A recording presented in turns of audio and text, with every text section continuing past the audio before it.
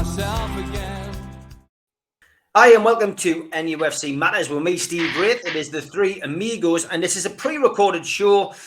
Busy week for me this week with a lot of the former legends. Been doing a little bit of work with Peter Beardsley this week, Rob Lee, and the reason that this is out as a pre-recorded is I'm working with Gavin Peacock, of course, down at the Tyneside Irish Centre on Friday night. So busy week, but a busy week at Newcastle United as well. And delighted, as always, to be joined by Mitch and Steve. How are you doing, lads? Very well, all good, mate. Hope everybody else as well. Yeah, all good. And I mean, I don't know when the last time was I said this, but it's been a pretty quiet week, Mitch. It's been relatively calm, uneventful.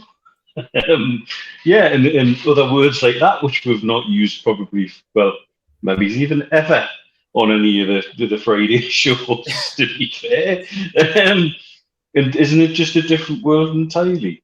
Even on social media, people are starting to agree to disagree and get on better. And it just, the whole sort of vibe around the club has changed for the better. Even though we still have concerns about where we are on the table, concerns about how we're playing, but we're taking them all with that little bit of the hope that's there now, and what an absolute massive difference it makes. Yeah, it does make a big difference. There has been one incoming, of course. Thursday morning, Newcastle United confirmed that they appointed Elliot Dickman as the new permanent under-23 coach. 43-year-old, been in charge of Sunderland's under-23 side since 2017. He's got 20 years of coaching experience at their academy. He was a player originally, but injury forced him to retire. Newcastle, of course, Mitch, have lost the services of a couple of coaches. Chris Hogg left in pre-season. Kevin Richardson, Gary Caldwell both took temporary charge whilst this permanent replacement was sought. So this isn't really a change, brought on by the new ownership. This is something that was underway during the sale, I guess. So Elliot Dickman, don't know a great deal about him, but clearly experienced enough, and Newcastle think it's the right move. Somebody who knows the region, somebody who knows how to produce under 23 players. I know there was a lot of things thrown around about the under 23s don't think won a game last year, but that's not necessarily all the be all and end all in the 23s. You've also got to understand the financial position Sunderland have been in since they've gone down to League One. That their under 23s have just been scalped by bigger clubs and clubs in better positions. And not even necessarily bigger clubs, just clubs who are better off, And so I think that's reading too much into it. For a long time I've seen how Newcastle's side of the academy works, and I've seen how Sunderland's side of the academy works. Admittedly, this is going back years when I was in the UK with our Joss. So he played in the Northumberland leagues that led into Newcastle Academy, and when we lived in Durham, he played in the Durham leagues which fed into the Sunderland Academy. And I'm telling you now, which was the better organised, and it wasn't ours. And so, if that's what he's coming from, for a long time, Sunderland's Academy has been one of their biggest assets. Right now, it's probably actually their biggest real estate asset. And, it's something we should be doing. We should be looking to say, right, how are we going to improve this level of football? Because it needs improving. And I hope now, if we're getting people that the new owners feel are the right people in the right places, then they can start talking about how, once it looks like they're set on sporting director or director of football type appointment above the manager, who's then going to go down through the different tiers of our academy and the under 23s and down, and set a playing style and an ethos and a DNA. And we need somebody who can implement that. And we've certainly got a good track record of Sunderland producing young players that come through with their first team. You can't deny that. If you look, I think they've produced certainly more first team players out of their academy than we have. And so not a bad appointment at all in my eyes. No, definitely not. It's a start. Steve, have you been a little bit perturbed as to how quiet it's been this week? Because you know, obviously we're not used to this. We've had a couple of years of madness, I guess, on the Newcastle timeline and social media, the media just reporting things. You know, we've had the whole Steve Bruce situation, which has built up to a crescendo after the takeover and ultimately resulted in him losing his job. But this week has just been it's just been tranquil. Yeah. Who produced the anti-venom? That's what I was going to ask. What's going on? The amount of venom that's been flying around for the last 12 to 18 months, but now we seem to be moving into a more steadier state, and thankfully a much nicer state, I would hope to think. It's I suppose we've all had our own opinions on what's been going wrong, whether it be on social media or just generally within the fan base, the arguments that have been carrying on right the way through the takeover, the stance that people have taken, etc., etc. But at the end of the day, the takeover has happened now. Those who were very much keen for it to see it happen and also were vehemently backing it. I'm not saying they've been vindicated in any way, shape, or form, but what I'm saying is that it's happened now, and those who now feel as though that they now need to get their teeth into something else, they will do. But the vast majority of people are just happy that the takeover has happened, that Mike Ashley's moved on. The sooner that the rest of Mike Ashley's regime are moved on, then I think even steadier and more settled it'll be. In terms of the appointment you've just spoken about, Steve, I was at the reserve games on Monday. I'm calling it reserves, the under-23s. Shelby was playing, for example. Obviously, he'd been sent off. He'd missed a game. He'd been coming back to fitness, and he'd played in another reserve game previous. But it was interesting to watch him in among the youngsters. Class above everybody on the pitch, I must say. And I'm not saying that facetiously or in any way having a dig or anything or trying to be clever. He moves the ball around. He had time on the ball, because what you're watching, I'm not being disrespectful, but what you're watching at under 23 level is a game that lasts for 90 minutes, but for the first 60 is played literally at 90 miles an hour.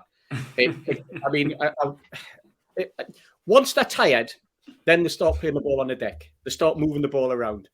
But prior to that, it's like letting off a load of whippets at the rising sun and just watching them scatter and chase after anything, whether it's a ball, a kid, a rabbit, a rag, anything like that. Honestly, it's just bedlam. And it's whether this is symptomatic of the lack of coaching that they've had over a period of years, the changes that they've had in the coaching, people coming in for short periods of time, but nobody has stamped their authority on that part of the football club for years. Let's face it. And what you end up with a quality of football that really, and again, I was in a non-league game just a couple of weeks ago, a quality of football that is no better than what I'm watching in the Alliance. The only thing that got Newcastle through their under-23s and youngsters through in a game against Benfield a couple of weeks ago was the fact that those lads were slightly fitter. And as the game went on, then, two lucky goals towards the end and Newcastle ran out a 3-1 win, for example. But prior to that, if you just turned up and you didn't know who the two teams were, you wouldn't have been able to work out the difference if they'd been wearing neutral kit of which one was Newcastle under 23s, under 18s, etc. Because the age bands scattered right across, in which one was Newcastle Benfield. That's an example. Wolves, that's who we're playing. They went into a 2-0 lead. We brought it back to 2-2 in the second half once it's settled, and then Wolves grabbed a goal right towards the end, 3-2, and there was, other than a little bit of injury time, there was no chance for Newcastle to come back. But as I say, that's symptomatic of, I think, the problems that are deep rooted. Whether or not this appointment, let's face it, this appointment hasn't been made by the new regime. It might have been made under their tenure. But this will be an appointment where somebody said, we've been looking at this guy for months and months and months. We've had him in for interviews. We've identified him, and they've been advised that this is the person to take. That's what we are. Things might change over a period of time. And Mitch, you mentioned sporting directors, and I'm sure it's a conversation we'll get into and the way that the club will be structured. But let's just sort of like take a step back and think. Let's just think about where we are as a football club, and then we'll be able to work our way through and the whole changes that are going to happen in that football club over the next 3, 4, 5 years. Hopefully, and I have spoken to people who know the game far better than me just this week, who were saying the problem isn't necessarily in terms of numbers, it's the quality that's just not been available in Newcastle at that level. And, you know, you get kids, you mentioned it earlier there, Mitch, you get kids who are selected at 9, 10, 11-year-old, and once they're in the academy, that's it. Those kids end up playing less football than somebody who's not in the academy structure, because they're stuck in schoolboy.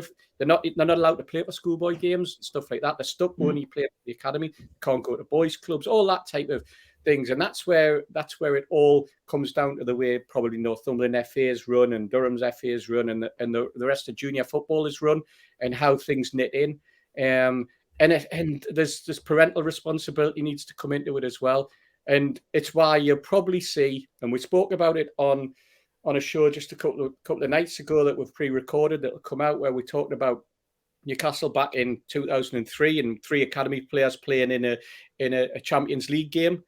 I very much doubt if we were in the Champions League now that any of those academy players or under 23s would get anywhere near the squad at the moment. And that's no disrespect to them. It's the way that it is. It's what they haven't had as much as what they have had. Yeah, obviously the big topic on everyone's lips is the new manager, and I mean, we rattled a few names off last week. Conte, of course, was the early favourite. I think he's knocked this job back more times without moving his lips than anybody else.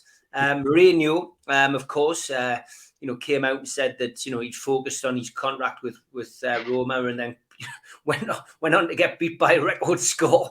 Then we had Fonseca week, where Fonseca was literally flying in on every helicopter that was circling round, the Tyne next to the arena. Favre now seems to be the favourite. I haven't even squeezed in the combo of Hagen Overmars. I mean, it seems, and I've said this all week, that they are being very, very careful, very particular. And I think we knew that was going to happen, because ultimately we were told that Graham Jones will be watching the team for 2 games. Potentially it could increase. He said so in the press conference. It just depends. But Mitch, they're doing the right thing, I think. And I think that had they gone in and just made a knee-jerk reaction and brought somebody in, I think, it could have worked, but it could have been an absolute fail. And I still think this is the right way to do it. It's the difficulty of disappointment in terms of the time scale in which they were told, right, green light, was a couple of days. So you cannot suddenly just dust off all your plans, because the plans they had Rafa as central to it. We know this. So they don't have that option. Then you go one of 2 ways. Do you look to appoint somebody just to get you through this season? Now, that's a curious appointment. It's a curious thing to ask someone to do, and you're probably looking for a unicorn in terms of somebody who is of the right caliber to do that, but who's quite happy to see at the end of the season, right, thanks for the check, ta-da, I've done my job. Not going to happen. So then you've got to decide what kind of structure we're going to have at the club.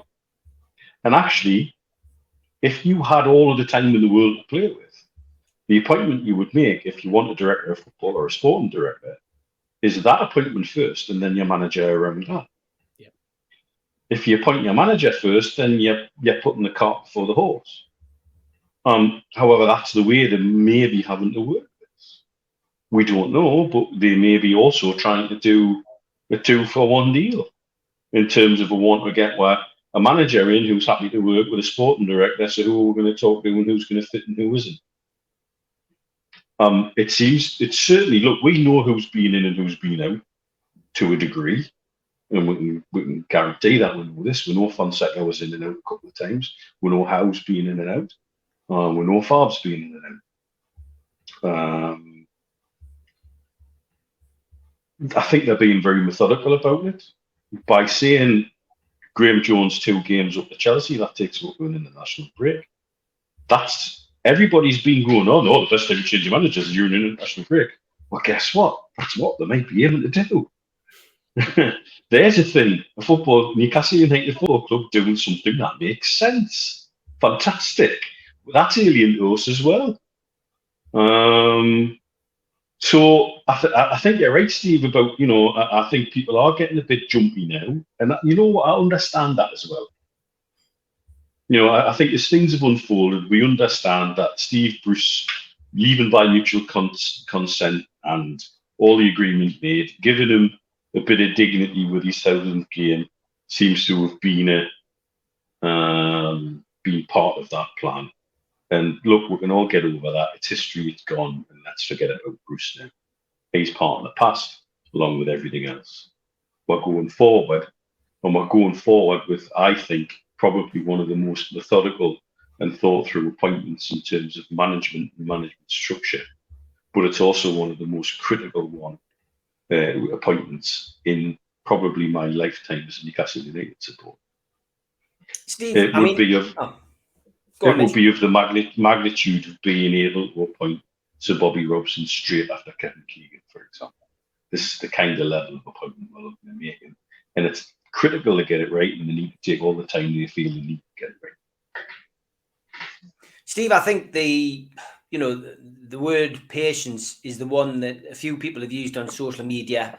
And I think that is the word, isn't it? We do need a bit of patience. We heard it from Dad on the day that the club was taken over. It's going to take time, and that's what we give them. We have to give them that opportunity to come in and get their feet under the table and allow things to happen as and when. And I think when we hear the announcement, it'll be equally exciting as it was when Mike Ashley left, or when we heard the news that Steve Bruce had finally gone, because those were the two major headaches that we had as Newcastle fans. And I guess ultimately the one thing we should be thankful for is within a couple of weeks of coming in, they've sorted our two major headaches out.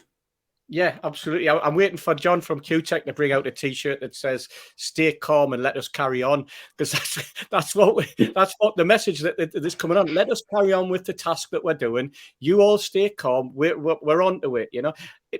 This is the most strangest takeover I think there's ever been, because it's everything that's happened over the previous 14 years. Newcastle fans have been waiting for it 14 years, been screaming it for 14 years. When Chelsea got took over by Abramovich, there was already a structure in place. Yes, he brought a few people in and he's changed it over a period of time. But there was a structure to that football club. That football club was already on the verge of success to begin with. So when Abramovich came in and then gradually moved the club on to the next level, whereas we're starting from such a low level that it's literally, every decision that gets made is probably the most important decision they'll make that day. And it's vital that we get it right. And Mitch is absolutely spot on. What I would say is that if everything that I'm reading is true, we are going to have the biggest squad of directors of football, sporting directors and managers that there has ever been, because every single press man is picking a different quartet, grouping. So who do I believe? Do I believe the Mail? Do I believe the Mirror? Do I believe the Sun? Do I believe the Star? Do I believe Newcastle World? I might as well throw Liam into the pot on that one as well. But you know what I mean? This is everybody is now, and all they're doing is scattergun approach so that someone can produce the headline when it's up, when the announcements told you it first. Was the Mail what got it. It was the Mail what done it. It was the Sun or the Star or the Mirror what told you so. We got it right. The only one that won't get it right will be the Telegraph, but that's a totally different matter. But you know what I mean? This is what we're at. This is where we are now. And if anything rocks the boat at the minute, it's not the fans rocking the boat. It's what's been written by the press, because they've got to fill the column inches. And if they would just calm themselves as well and start writing about what's happening on the pitch and that type of thing, rather than speculating and guessing, because that's all it is, would probably be in an even calmer place at the moment. Yeah, no, we would be. But it's good. It's good at this moment in time. Mitch, you sometimes pick things up, your side of the water a bit earlier than us. Are you hearing any indication as to who it could be, or are you just as much in the dark as us over here? I was little bits, but I'm kind of hesitant to jump all over it. Yeah. I know Favre suddenly has been being talked up in the German press big time, but it started with Das Bild, which is basically the German equivalent of the Sun. So I'm always quite wary of what comes out of Das Bild. But there's certainly, speaking to some of the press over here, Favre seems to be the name that's growing in momentum. And he would be, in some respects, an interesting appointment simply because if you look at his track record, not just in Germany, but in France, in terms of turning clubs around and turning players around as well. But also, as a continental manager, he's worked with directors of football and sporting directors. And I think to have a manager who is used to that circumstance and used to that situation is quite important here if that's the way they want to go. And that certainly feels like the way, again, on what I'm picking up over here, feels like the way they want to go is they want to go with a structure that sets a DNA for the club, that sets an ethos, and that sets something that can be a legacy. They ain't in this for the short term, and they ain't in this just to chuck beans around. This is a huge investment and will continue to grow. And so they need it right, and they need the right structure, and they need the right people. So that's pretty much the only thing I've picked on was I know he's been in the Northeast, and I know he's been in the Northeast for a while. And so that would suggest the talks are interesting to both parties. The noise around Fonseca seems to be mainly coming from Fonseca's people in Portuguese press. There's not a lot seems to be coming from anybody close to PIF or to the club that I've spoken to that says he's definitely the number one candidate. He's definitely keen. I'm aware of some of the things he's already suggested that he would like to do if he was to be put in place. And so that's somebody who's thinking things through. I like that. I like somebody who comes with solutions, not problems. And isn't it a joy to be talking about serious names and serious people in football being associated with Newcastle United, and to talk about it at leisure, and looking forward to things with a bit of excitement about how we're going to play and how's he going to set up and what's he going to do. No matter who's appointed, I think they'll have strong backing. And like I said many times, whoever comes in along with the consortium will have a prolonged honeymoon period. And that's comforting for them, knowing that they're going to come in. And it's a different type of pressure. You can almost say to them, right, go out and enjoy yourselves. Play with a bit of gay abandon. Why not? And so that's the happy part for me. But certainly Favre's the name that's grown in momentum.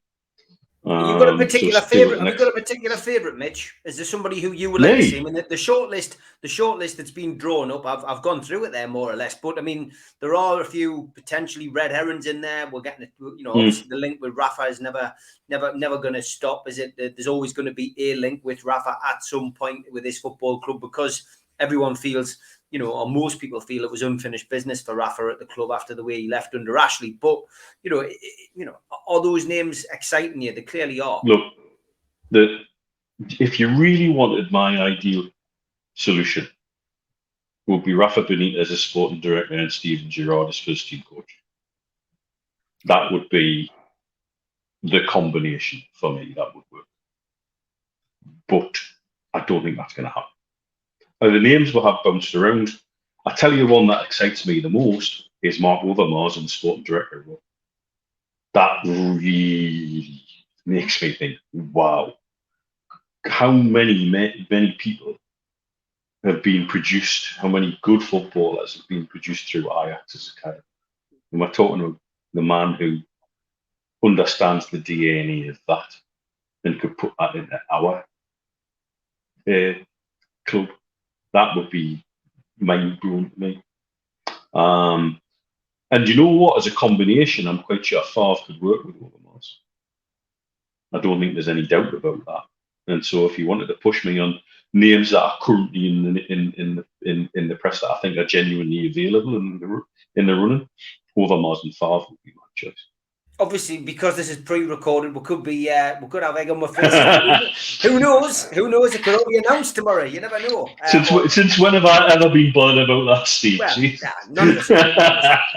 Steve, I mean, same to you, really. The names that have been mentioned. I mean, it is exciting, isn't it, when you're getting linked with world-class, managers and coaches, etc. But I don't know. I just seem to have that feeling that it is going to be one of these less known names, but that doesn't mean that it's going to be doom and gloom if they're appointed. I mean, we saw what happened with Arsene Wenger at Arsenal. Another name, of course, that's been mentioned in recent weeks. Exactly. I mean, I agree with Mitch that the Overmars thing really, really interests me, and so would the link if he brought Eric Ten. I can't even see his name properly. Ten Hag. If he came along with him, and straight away you had a partnership there, you had a team, and it's sort of ready built, it's ready made. It's like, right, I'm bringing, and I've already decided who's going to be your manager as well. Will come as a partnership, and let's face it, that's the way that players sort of evolve at Ajax. I can see the same thing happening. The whole club structure is geared to developing players, moving players on, developing players, but continuing the success at the same time. And that's how they get away with it, because they still carry on with the success, but they've got that conveyor belt. And it shows that from a young age all the way through, they can develop a player. And to a certain extent, that happens with the managers as well. So they allow a manager to move on, or a new sporting director to come in over a period of time, but they've already got the club structure in place, and they've already got the way that they're going to play football. They've got the way that the whole setup is going to carry on and mature, etc., etc. So that excites me. I mean, the Fonseca one, other than what he's done in Russia, I could see what people were saying, but I could even see a Steven Gerrard or even a Frank Lampard coming in, somebody young. Somebody said to me Frank Lampard would be ideal because he's worked with young players. But then I turned around and goes, yeah, but I've just been to the under-23s and we've got no young players. So that kind of blew that one out the water, ever so slightly. But I'm being rather cynical there, but you know what I mean. This isn't something that that I mean, what's my priority? My priority is to make sure that we survive in the league this season.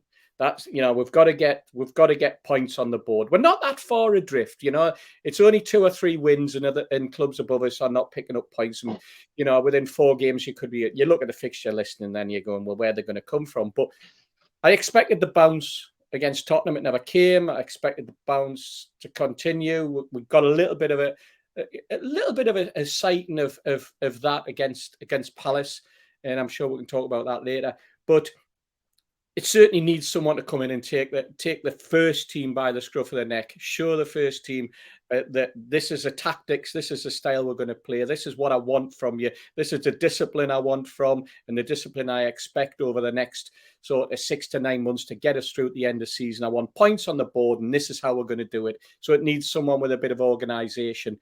I loved. If there was one name that was thrown out, it was Conte. That was the name that really, really excited me. That was somebody who's been in the UK, been in English football, been away, coming back. You couldn't knock what he did at Chelsea. So that excited me, I must admit.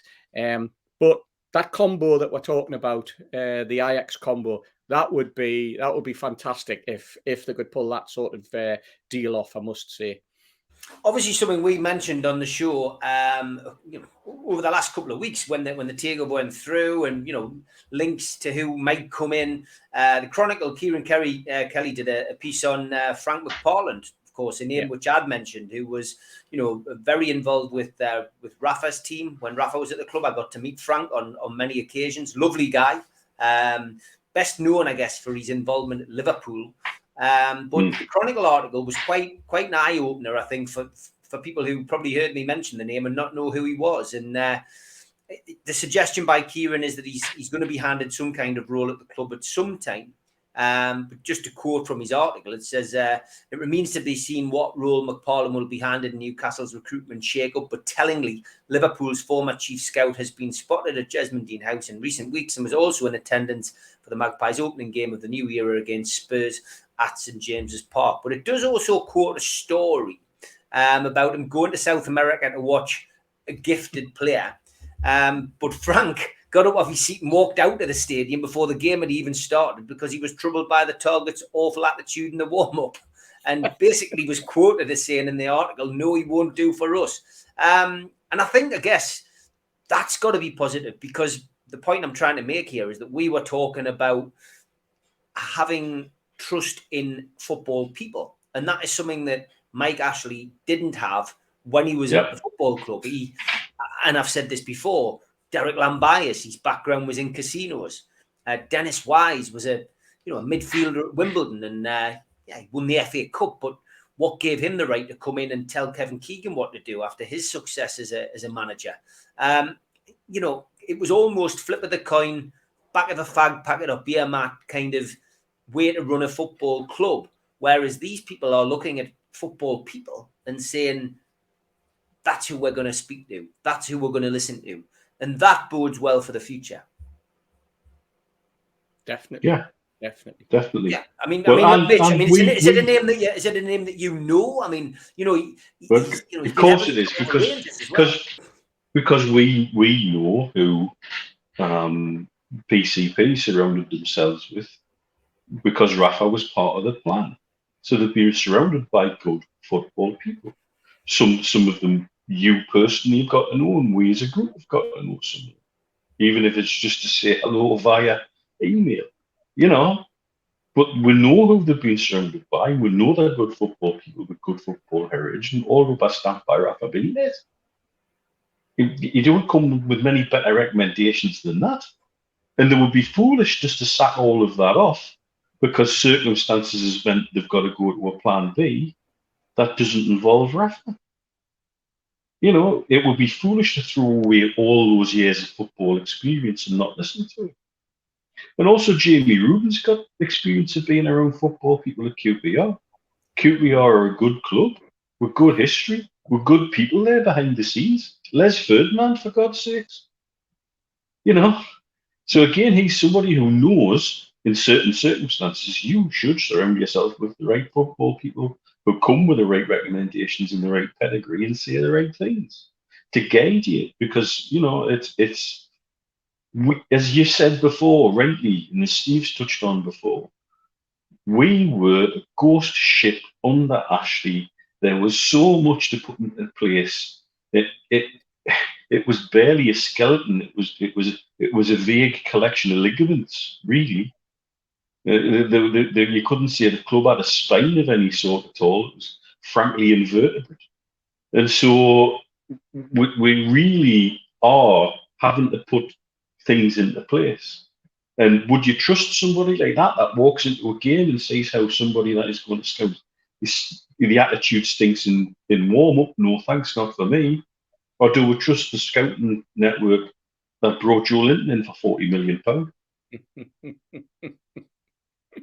Is that a choice? Steve, what's your thoughts on Frank McParland? I mean, he's a football guy. He's somebody who they clearly trust. Yeah. The first thing that went through my mind when I read the article was, wow, this guy has a pedigree. This guy has been involved at a club at the very, very top. At the top echelon of football. This is we're talking about a pedigree football club here in Liverpool. I then look at and I think to myself, right, the club's just been taken over. We've mentioned before about clearing out the deadwood, clearing out the past regime. I would then, if I'm looking at it purely from a football perspective, the first thing I would be doing is I'd be looking right across the board.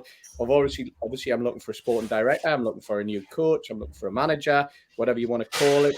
But I'm looking at all my backroom staff, and I'm looking there and going exactly what Mitch has just said. Who scouted Joe Linton for 40 million quid. You know, what went on there? I saw articles a couple of months ago about the current coaching system, and that was extolling the virtues of the way the current coaching system was working. And that to me came over as like, it was a combination of justifying people's position and also trying to say that they were doing their best under difficult circumstances. Now, if I was the owner of Newcastle United now, and I was looking at that, and I had the option between someone who was advising me already in Frank, and then I looked at what the people had brought, the people over there had brought to the football club. Like, we're using Joe Linton example, but we could use many other players as examples as well. You know, we could, and I don't want to name them. I don't want to go through a list because that's just rattling off a list of names for the sake of it. But I'd be looking at the coaching setup and I'd be going, well, is that the best you can? Oh, sorry, the scouting setup. Is that the best you can do? Is that the best you could find? What sent you down that direction? Was it Mike Ashley that sent you down that right direction? Because honestly, Mike Ashley didn't micromanage the football club. Mike Ashley shut the door and said, just get on with it. And then they went and found the people that they thought would keep Mike Ashley happy. You know, the people that would, you know, players that they thought would get us to remain at the level that it was as far as we're ever going to get anyway. There was never any ambition in the players we were buying. We weren't buying players to get in the top 5. You know, we were buying players to stay static. We were buying players to keep swinging. That was it. So I'm looking at it. I'm going, that's another area of the football club that we need fresh blood. We need fresh ideas. We need a fresh outlook. And we've also got to remember that we are now a football club that is going to be, over a period of the next 5, 6, 7 years, is going to be looking way, way beyond the first and second division or the lower echelons of German football and into the Austrian League of Division 3, or we're going to be looking at La Liga 2 or Serie C. You know, we're not going to be looking there. We're going to be looking much higher. We're going to be aiming our sights much, much higher. And if we've got a coaching network whose book is just full of also-rans, then, you know, I'm sorry, lads, take that book to somewhere else. Go down the road, go to Wearside, give them that book, because we're now looking at first editions here. That's the sort of book that we're wanting you to dig into, you know. So if Frank McParland can come in and he can shake up that side of the game, then in the club, then hey, I'm right behind it. Yeah, me too, 100%. It should be interesting as, you know, the next few days, hopefully, will tell us a lot more with regards to the management job and moving forward at Newcastle United. Okay, let's look at football. We got a point last weekend, Mitch. It was a hard-earned one. Graham Jones, of course, was in charge of team selection. What did you make of the team and what did you make of the performance? Team was an interesting selection. He said that he picked the team on how people had trained. There's no doubt Ryan Fraser trained better because I got just really had switched off on Bruce. So, but I think he's been given a chance, and I don't think he's taken it very well, personally. I think the performance for the first 60 minutes was poor. That's the best word I could pick for it. And then they suddenly seemed to wake up. And that goal from Wilson was an absolute belter, and that woke everybody up. The one thing I was pleased to see was there was a little bit of fight in the team in terms of looking out for each other and fighting the team the way they harassed the referee when the Palace goal was disallowed.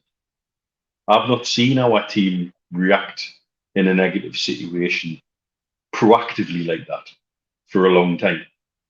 I've seen our team almost just shrug their shoulders and be resigned to that fate, but I've not seen them turn around and hassle and harry a referee saying, hey, look at this, go and look at this on VAR.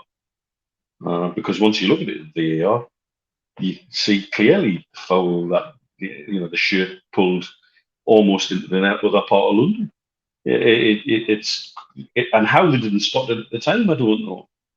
I know shirt pulling goes on, but to that degree, that's exactly what VAR is supposed to deal with. But I haven't seen our team react like that for a long time. To actually, say, hey, we're fighting for this, and that isn't right.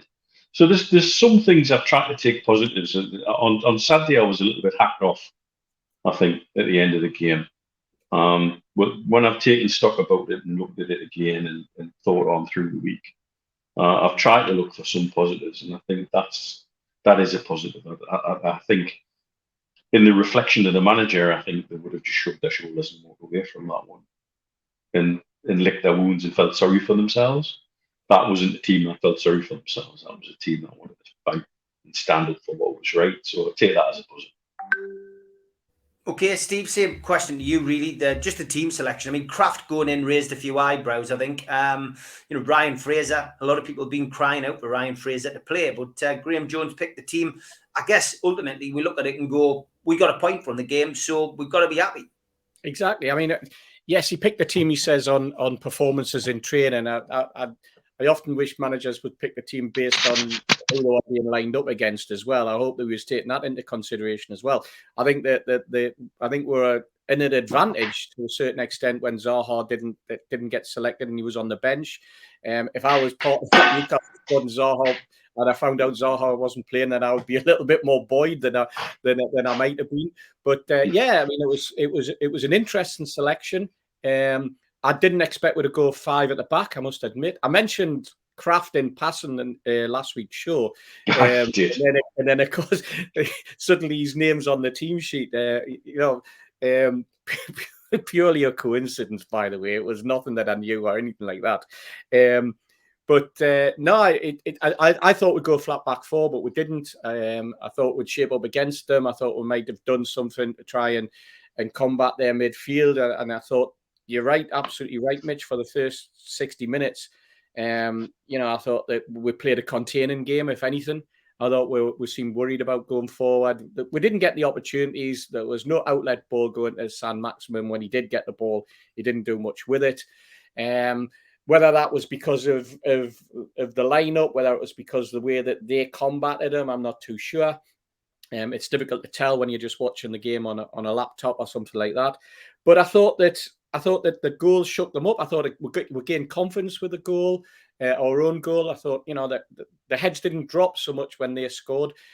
They could have had 3 or 4, let's face it. But, when you're in a game and you suddenly think, this could be our day, we could get something from it. And I think that generated. And then, as you said, Mitch, that when the goal was disallowed, that seemed to shake them up even more. There was definitely a coming together at that point, which was, oh, well, lads, we can do this. And I thought for the last 10, maybe 15 minutes, I thought that we were the better team. I thought we played some decent football.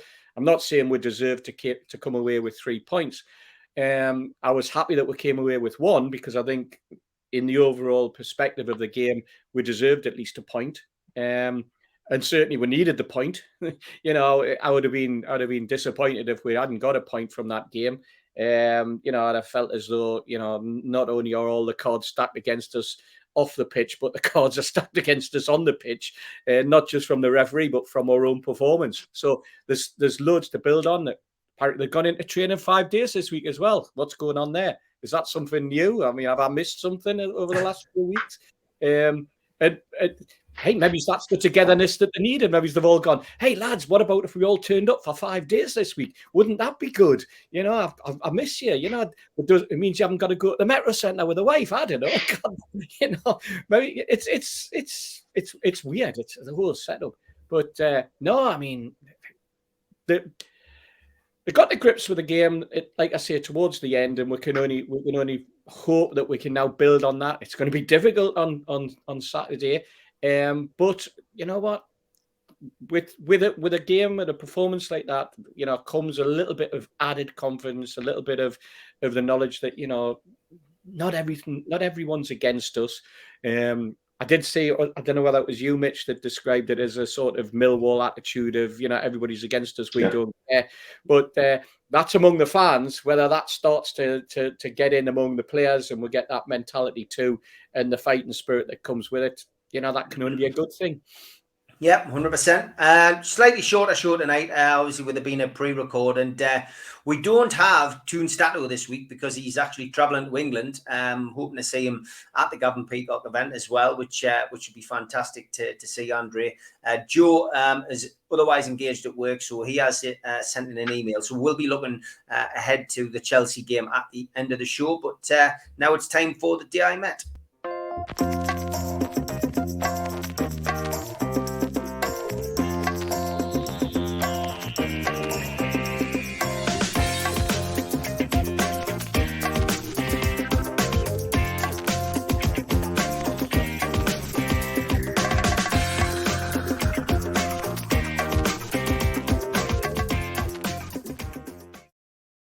The day I met, where we ask you to send in photographs of you with former Newcastle players, managers, or someone associated with the club. As always, thank you for sending in your suggestions. John sent this one in. The day I met some canny strikers, he says, and there he is with Andy Cole, Mickey Quinn, and Les Ferdinand.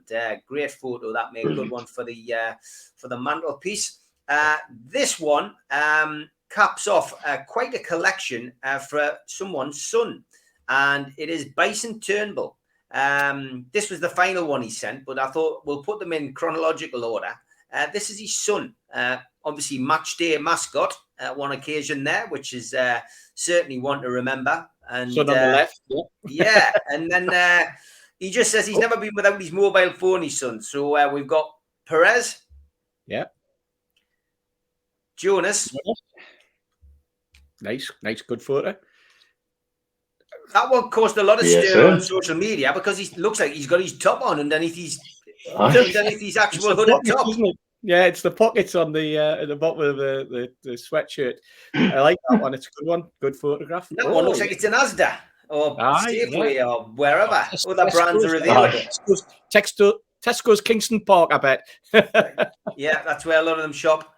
And this one was from Ian. He says, the night I met was the night after the takeover. We're just sobered up. And there he is with Mickey Quinn. So Quinny's featured twice on this week's show. Great stuff. Still got a little bit of a backlog of these, but keep them coming in. The day I met.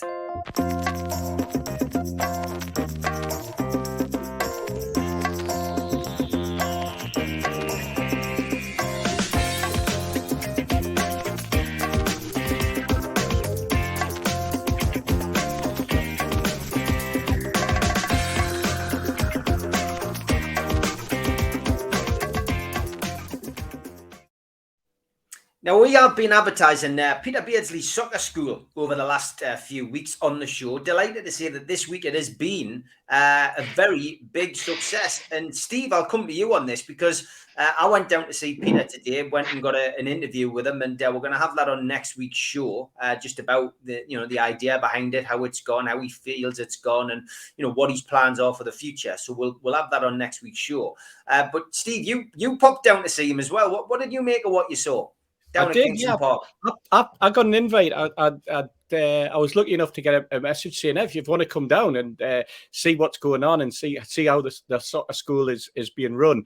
It's Peter and Kenny Wharton who are doing it. He says, you're more than welcome. I had a bit of free time yesterday, so I was just driving around. I thought I'll pop in.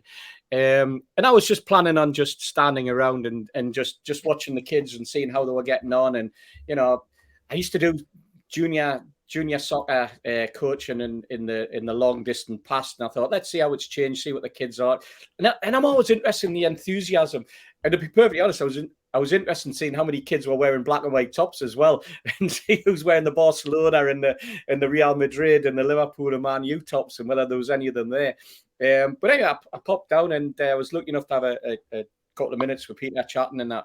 But it was great to see. It was great to see youngsters showing a bit of enthusiasm and young kids volunteering to go in goal and have penalties taken at them, and all want to take penalties against each other just before the lunch break. And also seeing Peter, over a period of half an hour, 45 minutes, taking the youngsters to one side, explaining to them how they could drop a shoulder and how they go through the cones and all that type of thing. We're talking about young kids on this particular session that I was watching, sort of 9, 10, 11-year-old.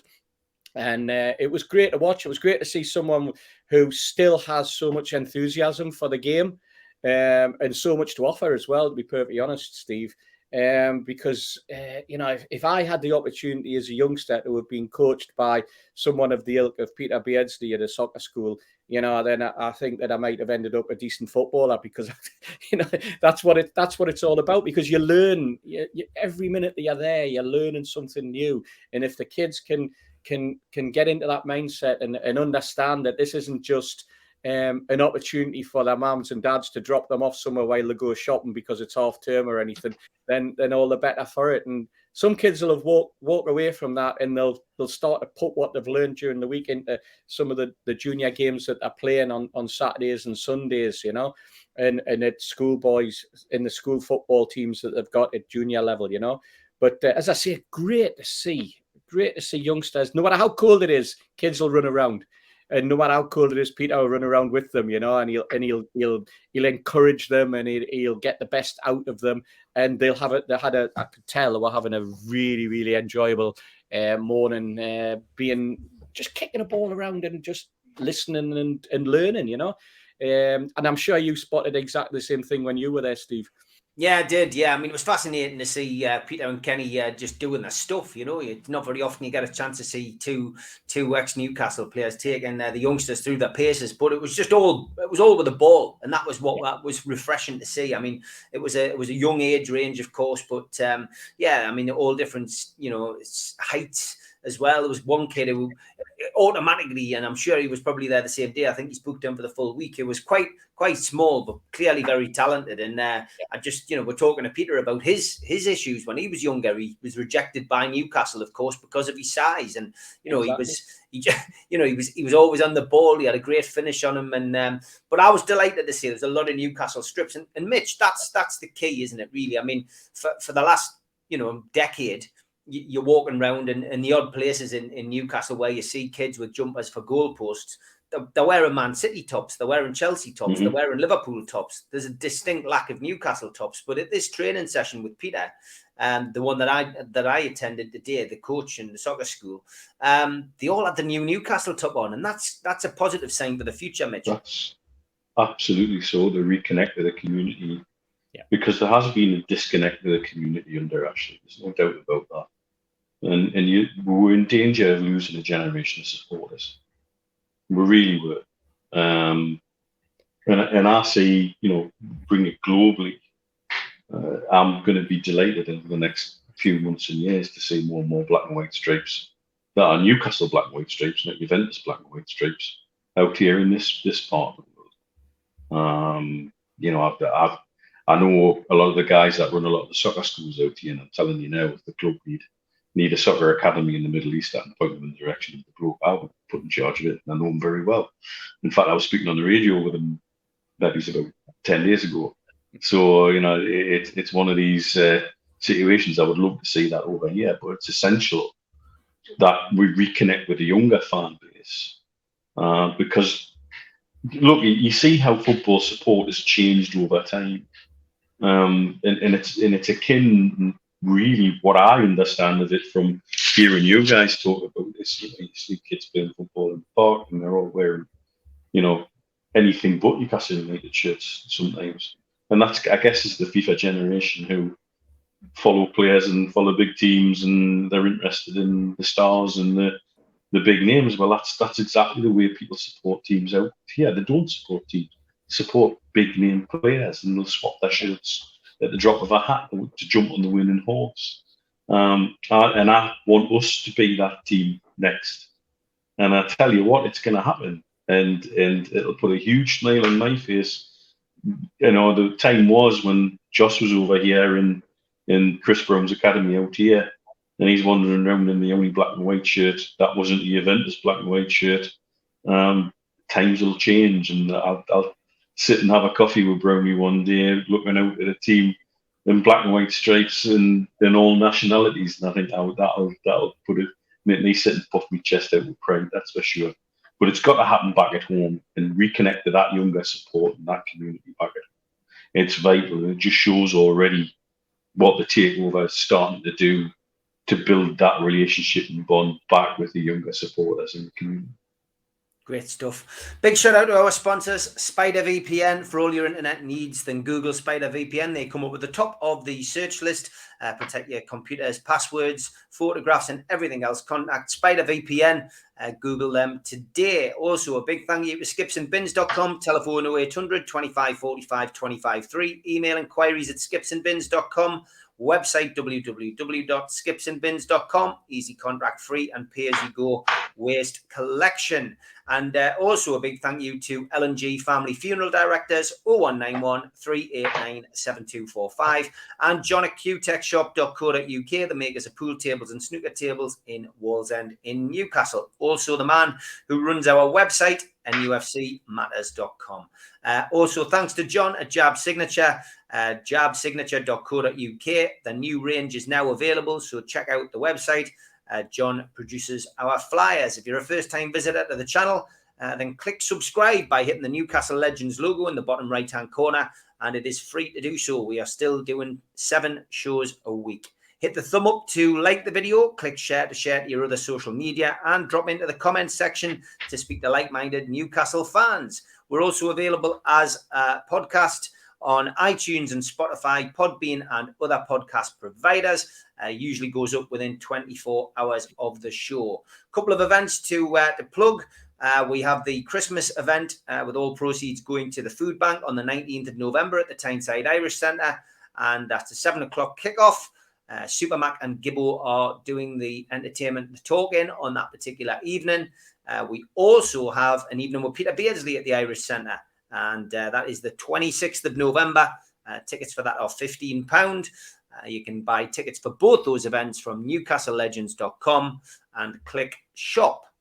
We've also got an event for the food bank on the 9th of December, which is at Bobix. You can pick up your tickets for that for an evening with myself and Supermac from bobix.com. Don't forget as well, the Matchday Bucket is operational 365 days of the year, helping the food bank, NUFC fans, foodbank.co.uk.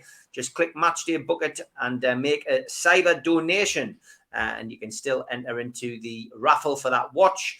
I'm sure we will have details on the pool competition at some point in the next few weeks, let you know when that's going ahead, and that is when the watch will be drawn. And don't forget as well, if you want to meet Supermac pre-match or after match, we are at the Dog and Parrot, 1 o'clock pre-match, and then 6 o'clock after the match. Come and see Malcolm giving his pre-match prediction and his post-match report at the Dog and Parrot. Free entry, cracking little boozer for anyone to attend before the game. Don't forget as well, my book is available on Amazon, Every Boy's Dream. You can get that on Amazon, about my 37 years supporting Newcastle United. Hopefully there'll be a reprint and we'll have a trophy to talk about. And NUFC Matters are still helping the food bank in different ways. We have another raffle. The website is nufcfansfoodbank.co.uk. You can buy raffle tickets for £1 each to win a pair of custom-made Peter Beardsley trainers, and they will be signed by Peter and will be in your size. They are supplied by I Am The Renovation, which you can find on Twitter. They do custom-made trainers, and they are a cracking company, cracking pair of trainers, well worth £1 of anybody's money, and the proceeds are all going to the food bank for that. And those of you who are interested in the true crime, as I've said to you, if you're not interested in the true crime podcast that I do, just skip them. But there are a few people who are interested. And Saturday evening, 6 o'clock, I interviewed Jimmy Aylite, who was part of the Gambino crew in America, and very close to John Gotti Sr. and Jr., the Teflon Don, of course, John Gotti. I interviewed him for an hour, cracking stories, and he did turn his life around. He moved away from crime and became a stockbroker. Although some people would say there's probably more crime in stockbroker than there is in being in the mafia these days. But well worth tuning in, 6 o'clock. There is a premiere, so please click on it, set a reminder, give it a watch if that tickles your fancy. And as I say, a shorter show tonight, so on to our next section, which is Tweet of the Week.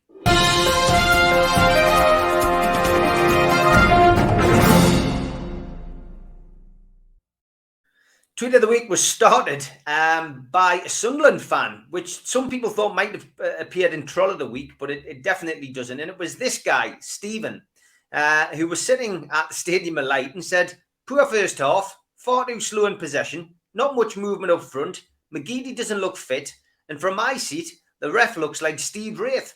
It's no wonder we're getting no decisions. Huge improvement needed second half.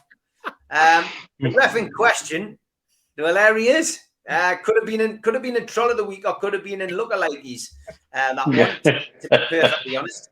But yeah, I've got to be honest. It did tickle me. Did make me laugh at that. And then obviously Holly had looked up who the referee was, and he's called Darren Drysdale. So when I searched through Twitter, I did find a few jokes about Darren Drysdale. It turns out he's had a little bit of stick, lads. Darren Drysdale was banned from refereeing in the fog. Why? Because he missed everything. Oh. Darren Drysdale went to the pub dressed as a sheep. They barred him.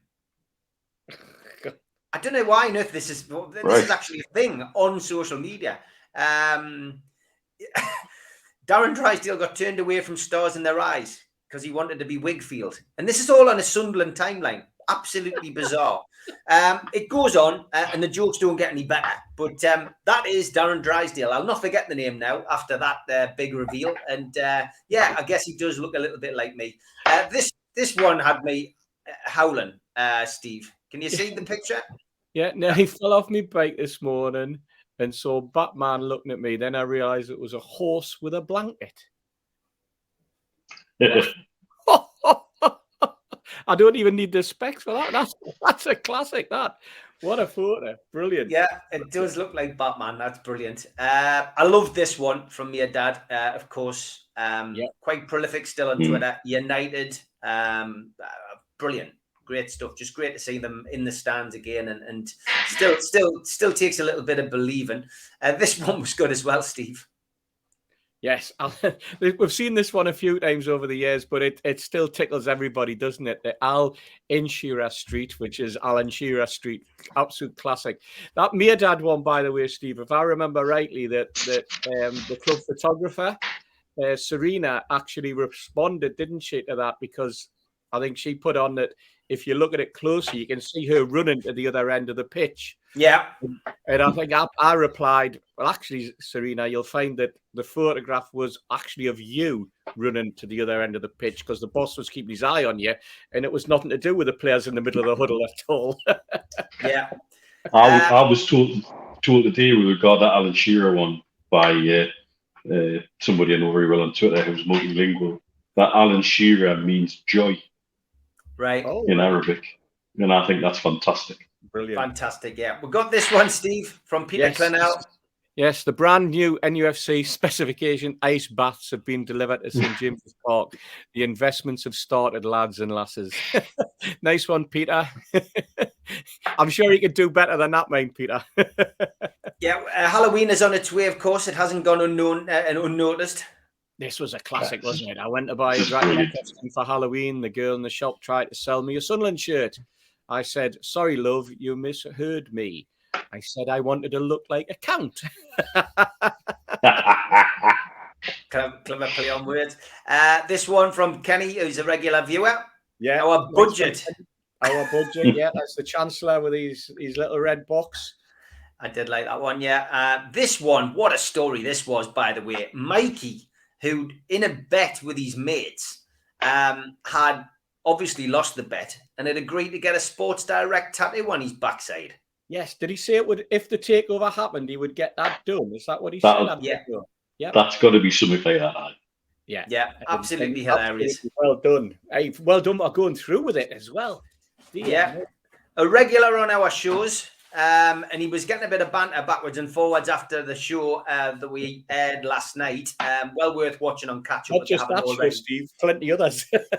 But there he is, Ben Jacobs, a closet NUFC fan. He was in his shirt. So that is why he does pay a little bit of interest in Newcastle United. Ben's out the closet, eh? It's good. This one, Steve, from Brian. Yes, has the Pope been interviewed yet on Steve Bruce's sacking? He must feel left out of it, as everyone else seems to have had their say on Sky Sports. Absolutely, Brian, absolutely, including some absolute nuggets that they've managed to dig up on Sky, on Talk Sport. Dear me, the stuff they come out with. Yeah, Frank Chipperfield, second week in a row he's featured, and this is for this one. Huge blow for NUFC players who've picked up second jobs through the Bruce era. That was after Jack had said, we're training 5 days this week, and Graham's actually a serious manager. Absolute classic. Well done. Well done. I like that. I do like that. And this is tweet of the week for me. Right, so this is from PG at _NUFC. Imagine invested 300 million into anything. You want what is absolutely the best for your investment, so you meticulously seek out the best people to steer your investment the right direction so you can get maximum return for it. Only be told by Dave from Whitley to hurry up. Very good. I did like that. That's it. That adds to what we were saying earlier. Well done. Keep tagging us in them. There's some good ones this week.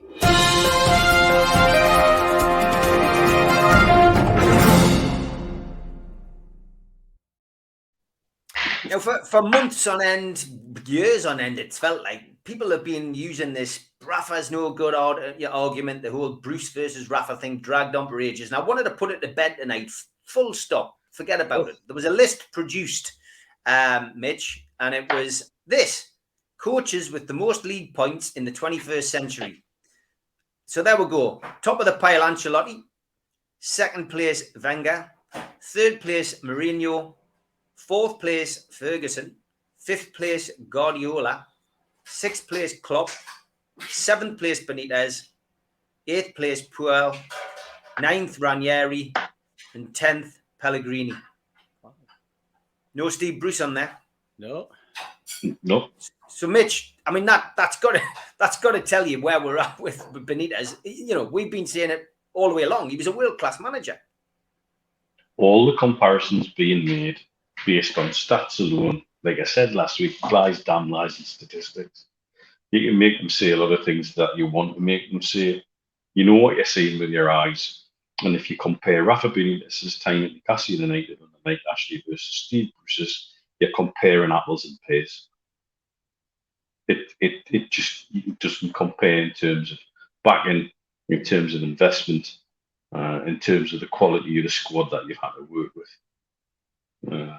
And if you look at the front three that Rafa had to pick from at times versus the front three that Bruce has had pretty much constantly at his disposal, doesn't compare.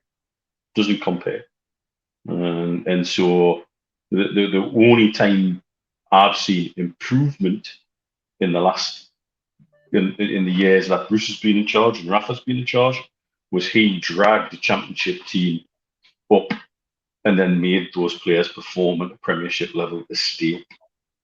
And then anything that's been added of any substance has been the time since he left, and we've gone backwards. And so you just can't compare, and it's stupid to compare. It's not helpful to compare. I don't know who's getting any benefit out of spending all this time comparing, other than people in media jobs who seem to be to have a chip on their shoulder about Rafa Benitez in one way, shape, form or another. Have a chip on the shoulder about Newcastle United fans in one way, shape or another. We're getting battered from all sides at the moment. There's all sorts of things that's going on, which I don't know whether we'll have time to touch on or not. Even, in the last couple of days, that the club have made a couple of statements to the media, and the fans are getting battered for that as well. It's ridiculous, and it's got to end. But certainly the Rafa and Bruce comparisons are non-comparisons. You're comparing apples and pears, two totally different things, really. And so why is anybody still going on about that? It's dead, it's buried. We're going forward and not going backwards. Yeah, definitely, Steve. But the stats are there, mate. And that is it. It was just something that was floating around on social media this week, and I just think it's very important for people to see that. And there is always people who are not going to like the way that Rafa set the team up, etc. But we lost a world-class manager thanks to Ashley. That's right. It's like comparing Rafa's performances at Liverpool with Bruce's And then we can compare Rafa at Napoli against Bruce at Wigan. Then we could Rafa at Real Madrid compared to Bruce at Sunderland.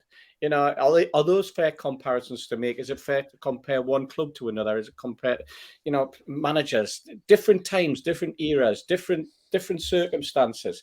And what we've ended up with is we knew we had a first-class manager. We knew that if you give him what was needed, that he would be able to produce the goods for you. Unfortunately, we ended up in a situation where the owner didn't want to back him. He didn't want to listen to him. He didn't want to take his advice. And then you start to question, well, why did you employ him in the first place? If you're employing a manager, you back a manager. Under Mike Ashley, you employ a manager and then you ignore him. Or you just throw him and say, get on with it. And occasionally he threw money at the club, but he threw money at the club when it was the wrong managers. He threw money at McParland. He threw money at Bruce. He didn't throw the money at Benitez for one reason or another. Whether he thought his reputation was good enough to get him with the stock that he had in front of him, or what, I will never know. Whether he did it to hang him out to dry, we will never know. This sort of comparison that gets made, the circumstances are totally different, etc., etc.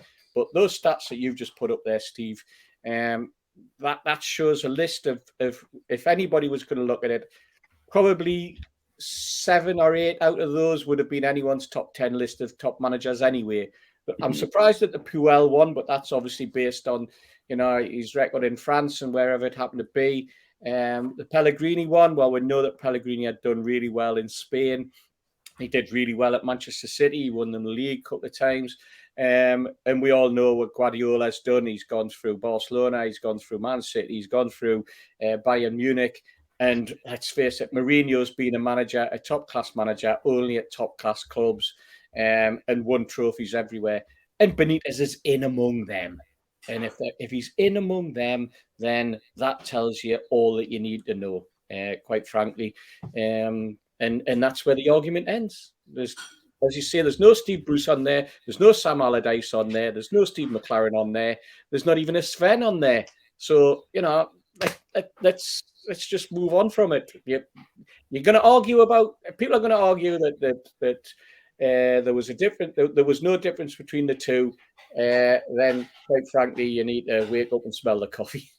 Yeah, 100%. 15 minutes to go. We'll have a look ahead to the Chelsea game on Saturday towards the end of the show, and we will have Troll of the Week. But let's get into these now.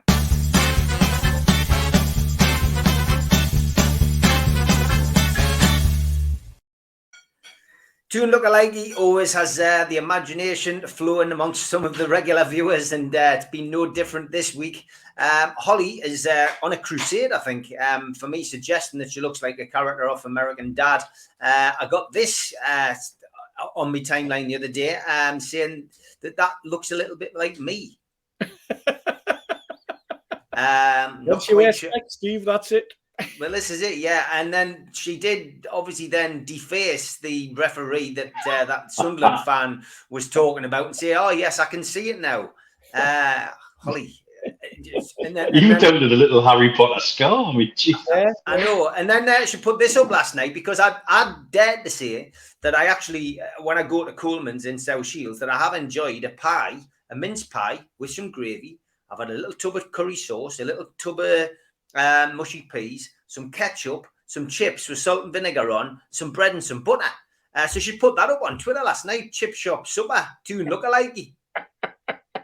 She just thinks it's a mess. So there we go, Holly. You've had a good shout out today. Food mind, I must admit, Steve. That's a strange combination. So you're on hiding of nothing there, mate. It depends on how you make it look on the plate. I'm done defending it. It tastes nice anyway. I don't buy this. Are you a bit OCD? Do you have it all sort of barred off so things don't? No. I don't. All right, okay. Now I don't buy this newspaper, but this. On. Yeah. Aye, one of them. I don't buy this newspaper, but I did see it in my local newsagents, and I had to laugh. And I just took a photograph of it. Meet Steve Bruce, sack Toon boss found in fans' apple. I did zoom in on it, and there is Steve Bruce in the apple. That's Steve Bruce. So it's a lookalike. It's a lookalike, but on an apple. So yeah, typical Sunday sport headline. I'm surprised they're even still going. Some of you who watched last week will remember that we had this one which we couldn't quite fathom out what on earth it was. Well, basically, it was paparazzi had put a photograph of Mike Ashley, but he hadn't put the copy of the book. And I think what he'd done was he posted it underneath an advert for the NME book. And he went, "Tune look alike. Is that Mike Ashley on the left with his Cockney Mafia?" It was a reply to your pick. So I think what he's saying is one of the lads on the picture looks like Mike Ashley. And that's a pretty good likeness. It's Mark Wenham on the left. And Mike Ashley. And that isn't the first time that has been chucked in as a comparison. So now I get you, and that makes sense. Now, this one was Mark Byers yesterday. And Mark, your box arrived, so thank you very much. He sent us some American sweets. He sent us a T-shirt by Keith Patterson, and he sent a T-shirt for the food bank to auction off at the Malcolm MacDonald night. So thanks for that, mate. It did arrive. And he was saying Mirandina, bottom right. So I had to zoom in, but very much so. It's a Mirandina lookalike. On the picture. When you actually looked at that picture as well, there was some pretty well-known faces on there. Alan Thompson was on there, Alan Nielsen. Very, very good. Lee Mackles, Lee Clark, Stevie Watson. They were all on that photograph. And that's actually the quality of what we've talked about earlier. There's a youth team with quality and players that actually made the grade, not just at Newcastle, but then went on and made a career of themselves elsewhere as well. 100%. Okay, we're getting into the nitty-gritty now. Some proper lookalikes. Tom Dixon, he chipped this one in. Bob Carroll G's, without Spit the Dog, and Mitch. I think I'm gonna have to invest in some sort of puppet friend.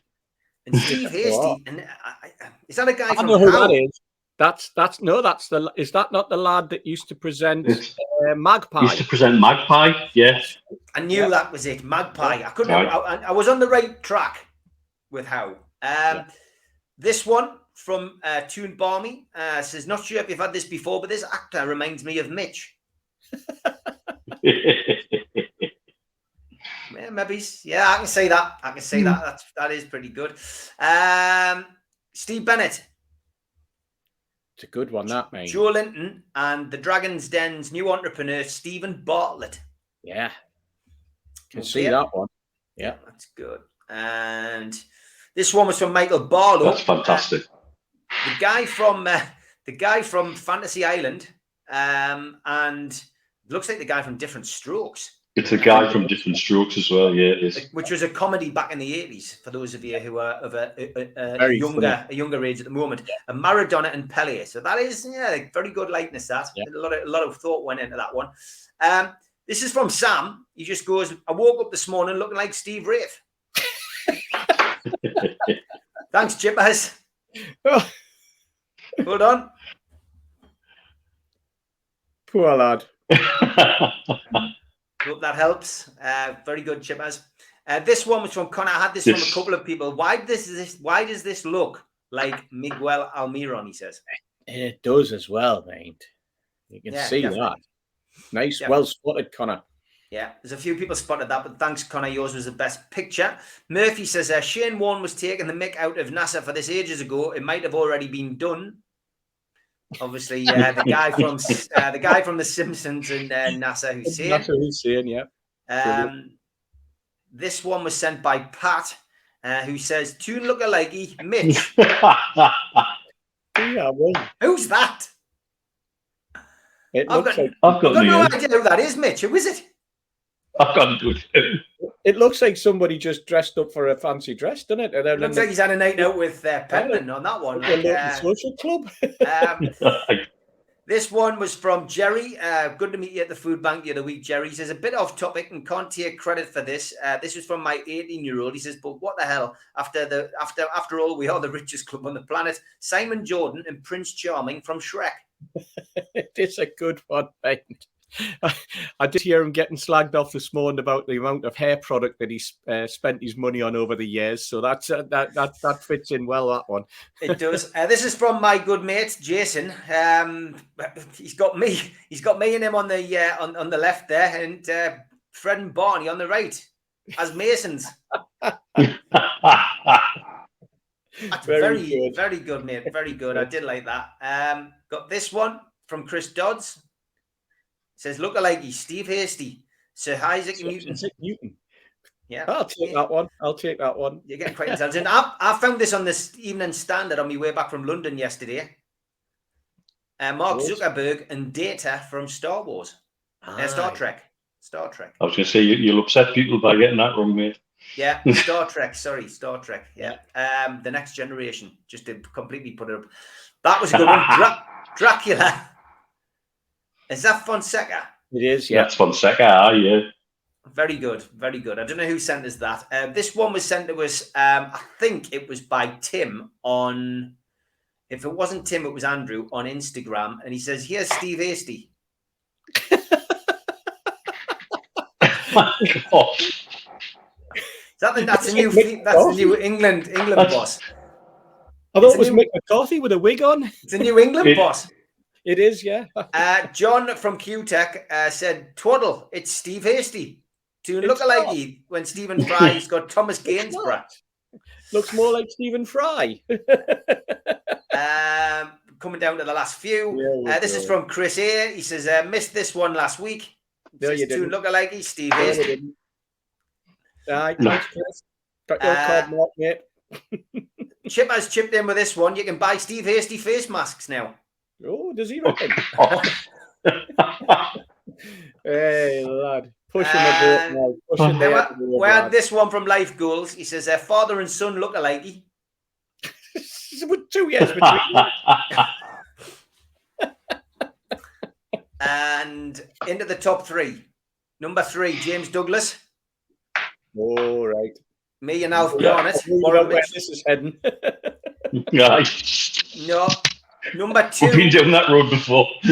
Number 2 came from Alan McKenzie. He said, my entry for this week's lookalike, with apologies to Steve, let's all be like I'll be the Alaskan wood frog and save on winter fuel bills. Thaw out in April, 2 in an FA Cup final, and in top 4. Job's a good one. Yes, but he reckons that I'll be Alaskan wood frog looks like you. Steve, at least he was polite enough to apologise beforehand. Well done, mate. Thank you. The winner, surprisingly, isn't either of me, you, or Mitch. It is this one from Jerry. Well done, Jerry. He says, might have been done already, but for a tune lookalike, Sam Fender and Lee Clark. I tell you what, that is scary, that. Yeah. You can see that. Yeah, it's a good one. Excellent, that. Thanks. Keep them coming in. We love them. We always like getting through them. That is your tune lookalikes for this week.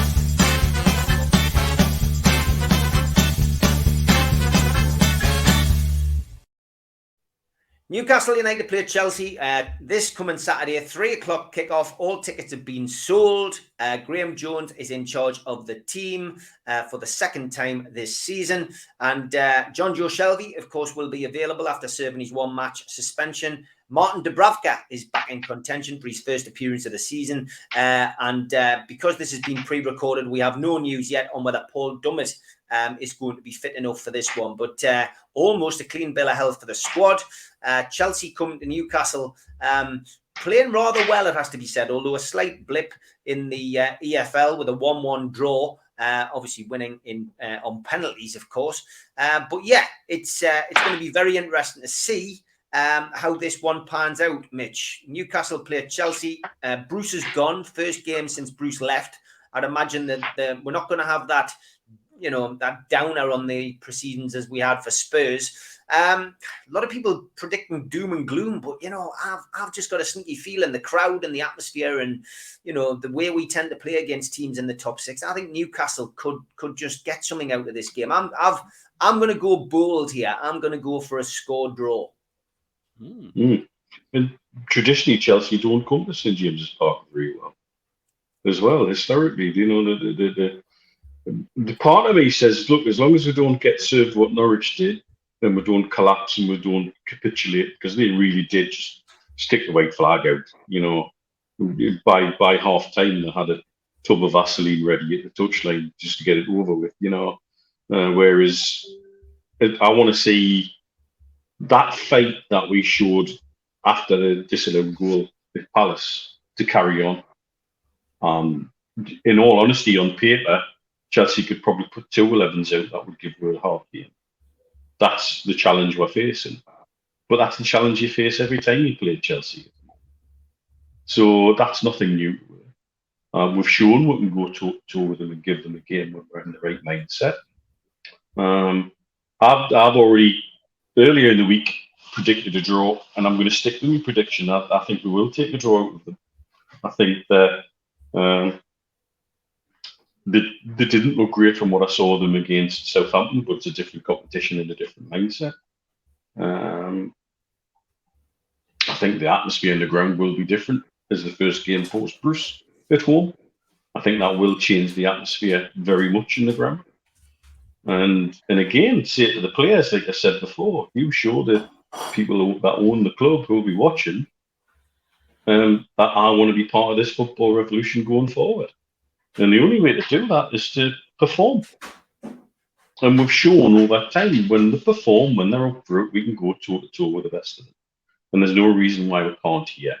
To fear them and show them too much respect would be the wrong thing to do. That would just settle the field. And I would like to see some changes in the team, and maybe even think about trying to go back forward and put some square pegs in square holes. But to be honest with you, I just would like to see a good performance and no capitulation. That's the very minimum I would take out of this game. It is in some ways for Jones and the squad a free hit. And so go and take it. Yeah, I would agree. Okay, we both predicted draws. Steve, how do you see this going? Oh, you know what? This time last week, when it was announced that Lukaku and Werner were unfit and probably wouldn't be looking at playing for the next couple of weeks, my first thought was, hey, we're playing them. That's our next home game. And this is good. This is good news for us. They then saw the result after hours on Saturday and just thought, Christ, if that's what they can do without Lukaku and without Werner, because although Werner doesn't score that many goals, he lays on loads. You know, he is a good player. I mean, once he understands what the offside trap is all about, and once he manages to work the offside, then he could be even better. But I just thought, oh God, you know, they've just absolutely obliterated Norwich. But then I watched it on Match of the Day, and quite honestly, that. Our under-23s could have actually done something against Norwich. I'm not being funny, because Norwich were just not at the races that whole game. I mean, they went in with an attitude that they were going to get beat. Once it went 1-0 down, and I know it was 1-0 after about 3 minutes, but they literally did lay down and die. I mean, if I was a Norwich fan, I'd be, you know, well, it's nailed on that they're going to go down anyway. But I would just be sitting there going, bring on next season when we're back in the Championship and we can start to be in among the top lads again, because that's where they are. They are a team and a club set up to be that. They're a team that's set up for the following season so they can be in the top 6. And pick up the money, pick up the parachute payments, and then revolve. That's their business model, I honestly believe. But Chelsea, they've got quality all over the pitch. They can intermove. They can. I mean, they play a flat back 4 and they'll play a 3 and a 3. That they can go to a 3 at the back, and they can play the 2 wing backs. And they move around, and they're dangerous all over the park. We've just got to be aware of what they can do. That's where the work and the 5 days this week comes into it. That's where you've got to have a plan. That's where you've got to know what everybody's role is going to be, and it's how you match them up. And at the end of the day, we're professionals on the pitch, professional footballers. They've got to show their worth. They've got to show that they can match up. They've got to show the owners that can match up against quality at Chelsea have to offer. And this is where those, and I said it last week as well, this is where those players they start to show their mettle. They start to show their worth, and they start to show that what they have as individuals and collectively as a team, as professional footballers. They've got to go out there, and they've got to show if they want to be part of the setup for the next 2 or 3 years going forward. This is their opportunity. Not everybody's going to be able to grasp that opportunity, but there are opportunities out there. When a new manager comes in, the fight is going to be even more. Because they'll know behind the scenes that if they don't produce the goods, they're going to be out. And it's whether they're up for the fight, whether they're up for the fight on a match day, whether they're up for the fight during the week in training, and want to progress and want to be better footballers and better people. So, with all that in mind, I'm not putting them under too much pressure. I expect this is the opportunity, isn't it? Is this the game where we suddenly grab 3 points for the first time this season? Is this where, with a 52,000 being crowd, 100% behind them, not screaming at the dugout and booing and such like when things don't go right? Maybe this is a turning point. Maybe this could be the turning point of our season. They're only sitting at the top of the league, for God's sake. There's nothing that much to beat, is there? You know, I'm gonna put my neck on the line here, Steve. I'm gonna see if we can pick up 3 points. I can see a 2-1 win. I'm gonna go for that. Wow. The fireworks, wherever they're staying tonight, lads, find out which hotel they are, get out there, get the fireworks going. I want fireworks all night. Just a big jazz band will do. I want the brass band, I want everything. Let's get it all out there. Let's ruin their stay on Tyneside. Let's make them turn up at 3 o'clock tomorrow and they're already beaten. That's where I'm coming from. The 52,000, let's get out there singing now. Yeah, that's a good idea. All right, well, Toon Tipster, as I say, couldn't be with us today, but he did apologise. He said, as you might imagine, we are third favourites in a 2-horse race, and I, for one, will be hiding under my seat for this one. He says, the Mags are an amazing 8-1. The draw is 15-4. Chelsea are 4-11. You can get evens for both teams to score. 1-0 is 20-1. 1-1 is 9-1. 3-0, 17-2. Havertz is favourite to score any time at 6-5, and the impressive Mount is 9-4 to keep up his great form. Wilson, no surprise, 5-2. Willock 5-1. ASM is at 6s. Joe fancies a penalty for some strange reason, 9-4. And Food Bank, £64.78 in the pot, thanks to Wilson's wonder effort. And if he scores on Saturday, it'll bank another £17.50. So Toon Tipster says his Toon Tip is that the bet that never wins won last week and great profits were had if you were on it. This week, Lincoln, MK Dons, Wickham, Sheffield Wednesday and Charlton all to win at 26-1. Bet safe, he says, as always, and he looks forward to seeing us next week. Thanks for that, mate. We've just got time to cram in Julie's favourite.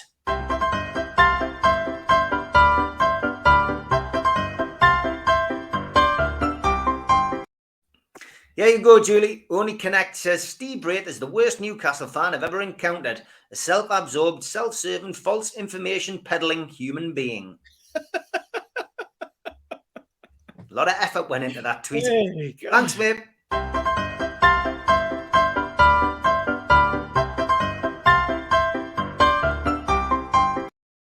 We just did all that in 90 minutes plus a little bit of extra time, lads. As always, an absolute pleasure to share the screen with my two best Newcastle United mates, and I look forward to seeing you both next week. Enjoy the game. See you next week, lads.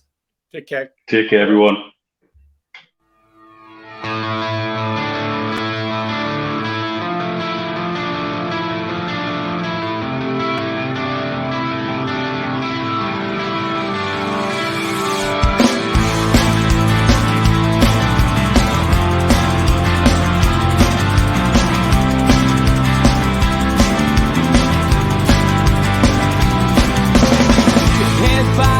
Critics